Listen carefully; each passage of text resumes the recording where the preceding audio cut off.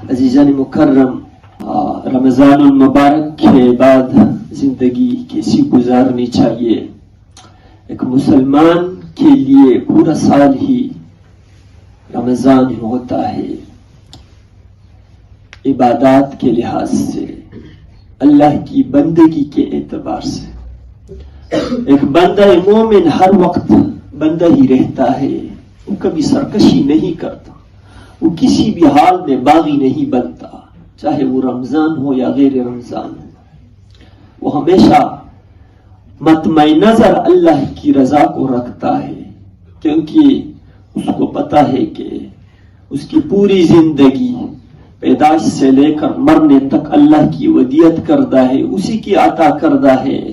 اور اس نے اس کو ایک ٹاسک دیا ہے، ایک مقصد دیا ہے، لہذا وہ اس مقصد کو اپنا نصب العین بنا کر اپنی زندگی گزارنے کی کوشش کرتا ہے۔ وہ اس بات میں نہیں پڑتا کہ یہ رمضان ہے یا غیر رمضان ہے، شوال ہے یا محرم ہے، اس کو تو اپنے رب سے لگاؤ ہوتا ہے، اپنے خالق اور مالک کو وہ جانتا ہے۔ وہ تو ہر ممکن یہ کوشش کرتا ہے کہ وہ اپنے رب کا وفادار رہے، اور بے وفائی جیسے دنیا کی نظروں میں بری چیز ہے، عند اللہ بھی وہ بہت بری چیز ہے۔ اللہ کی نعمتیں ہم پر صرف رمضان میں نہیں رہی ہے اور ایک مہینہ ہو کر ختم نہیں ہوئی، بلکہ اس کی لاتعداد نعمتیں، انکاؤنٹیبل فیورز ہم پر شروع سے ہے اور مسلسل ہم پر برس رہی ہے، ہم ان نعمتوں کا شکر ادا نہیں کرتے۔ تو لہٰذا ایک مومن اور مسلمان کو اس بات میں نہیں پڑنا چاہیے کہ رمضان تو ختم ہوا، عبادتیں ختم ہوئی۔ ہاں، رمضان کی مخصوص عبادتیں جو رمضان کے ساتھ خاص تھی، بے شک ان کا ٹائم گزر گیا، لیکن اللہ کی بندگی باقی ہے،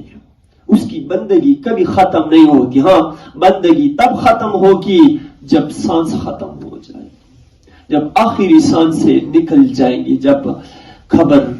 تک پہنچ جائے گا۔ وَاعْبُدْ رَبَّكَ حَتَّى يَأْتِيَكَ الْيَقِينُ، اللہ کی عبادت کر، بندگی کر، یہاں تک کہ یقین آ جائے۔ یقین کا مطلب ہے موت، کیونکہ یہ ایک یقینی چیز ہے، اس لیے قرآن نے اس کو یقین کہا ہے۔ تو مسلسل ہم وقت ہمگیر کوشش کے ساتھ ایک مسلمان کو آگے بڑھنا چاہیے، وہ انفرادی زندگی ہو یا اس کی یا اجتماعی زندگی ہو، وہ روزگار والی زندگی ہو یا بے روزگار والی زندگی ہو،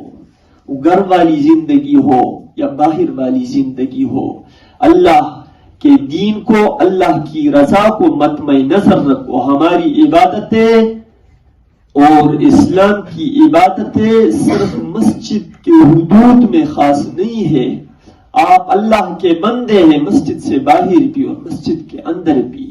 یہ کوئی رسمی دین نہیں ہے، مذہب نہیں ہے جیسے باقی مذاہب رہ گئے ہیں، صرف منانے کے لیے، صرف سیلیبریشن کے لیے، صرف تاریخیں یاد رکھنے کے لیے، صرف ایام گزارنے کے لیے۔ یہ وہ دین نہیں ہے، یہ دستور حیات ہے، اور دستور حیات کا مطلب یہ ہے کہ آپ اپنی زندگی کا ہر لمحہ کس نہج، کس طریقے پر گزارے، یہ وہی دین ہے۔ حضور علیہ الصلوۃ والسلام کی کامل اور مکمل اور پرفیکٹ زندگی ہمارے پاس ہے، اور یہ آپ علیہ الصلوۃ والسلام کا معجزہ ہے کہ ہم کسی دوسرے زندگی کی طرف محتاج نہیں ہے، ہمارے پاس اللہ کا قرآن اور حضور کی سنت زندہ جاوید ہے، ہمیں کسی اور کی طرف جانے کی ضرورت نہیں ہے، اور وہ ہماری زندگی کے ہر پہلو میں ہماری رہنمائی کرتی ہے۔ ایسا نہیں ہے کہ کسی موڑ پر جا کر ہم پھنس گئے ہو اور ہماری دین اور ہماری شریعت نے ہماری رہنمائی نہیں کی ہو، نہیں، یہ عالمگیر مذہب ہے، اور جب تک سانسوں میں سانس ہے یہ آپ کی رہنمائی کرنے والی ہے آخری دم تک۔ تو ہمیں وفاداری نبھانی چاہیے، اللہ کے حضور ہم وقت سر بسجود رہنا چاہیے، شکر ادا کرنا چاہیے، اور بہترین شکر یہ ہے کہ اس کا ہر وقت فرما بدار رہے، ذہن میں ہر وقت یہ بات رہے کہ میں اللہ کا بندہ ہوں، میں آزاد نہیں ہوں، مجھ پر کچھ قانون اللہ کی طرف سے لاگو ہوئے ہیں، اگرچہ دنیا والے مجھے اس سے روک ٹوک نہیں سکتے، لیکن وہ رب ہر وقت مجھے دیکھ رہا ہے میں جس حالت میں بھی ہوں۔ تو اللہ تعالیٰ ہمیں